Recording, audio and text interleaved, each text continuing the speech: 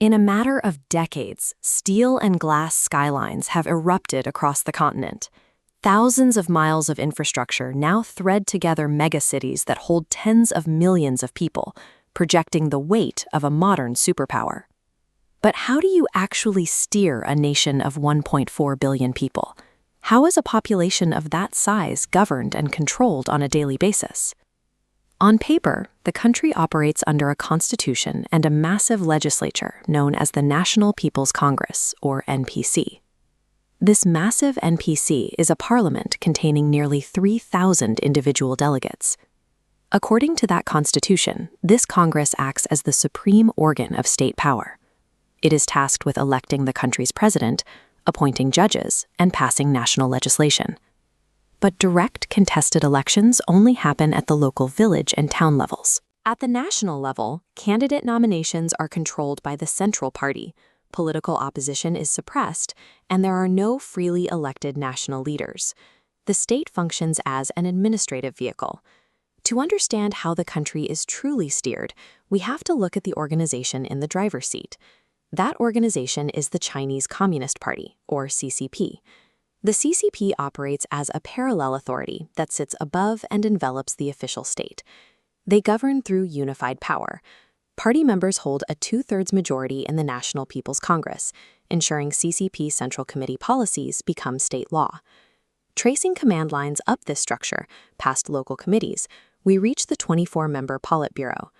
Inside is a smaller circle, the 7-member Politburo Standing Committee, the country's most powerful decision-making body. At the absolute center of that committee sits the General Secretary of the CCP. Because this individual commands the party that leads the state, they hold predominant power over all state and government functions. State institutions and party institutions are technically separate on paper. However, in practice, power resides within the party's hierarchy. To enforce its mandate, the CCP relies on institutions outside the legislature. This starts with a structural distinction. The country does not have a national army, it has a party army. Following the maxim that the party commands the gun, the People's Liberation Army reports to the CCP's Central Military Commission, rather than the Civilian State Council. This authority extends into civilian life. The party monitors internet traffic through the Great Firewall, oversees domestic media, and requires all organized religious activity to be approved by the CCP. Pushing back against this system carries consequences. Activists and political dissidents face suppression, while ethnic minority populations in regions like Xinjiang have been subjected to documented human rights violations, including arbitrary detainment and forced political indoctrination.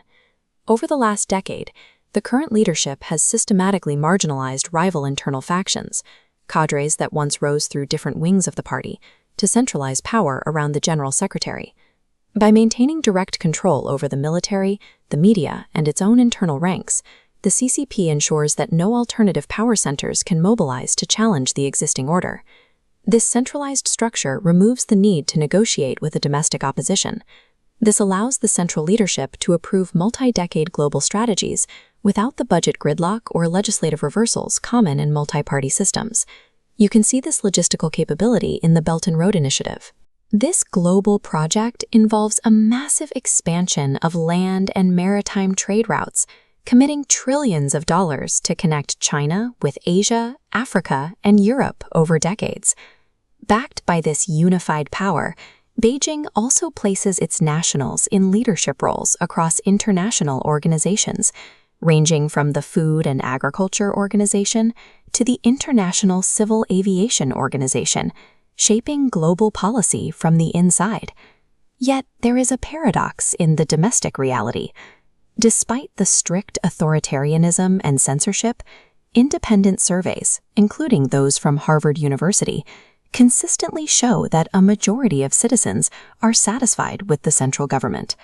Since the era of reform and opening up, the state has delivered unprecedented economic growth, lifting hundreds of millions of people out of poverty. For a large segment of the middle class, this material comfort and security has fueled a resurgent national pride.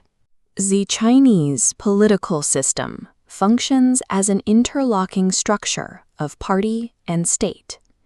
This design ensures a continuity of leadership that is not subject to the shifts of an electoral cycle, anchoring the party at the heart of the nation's future.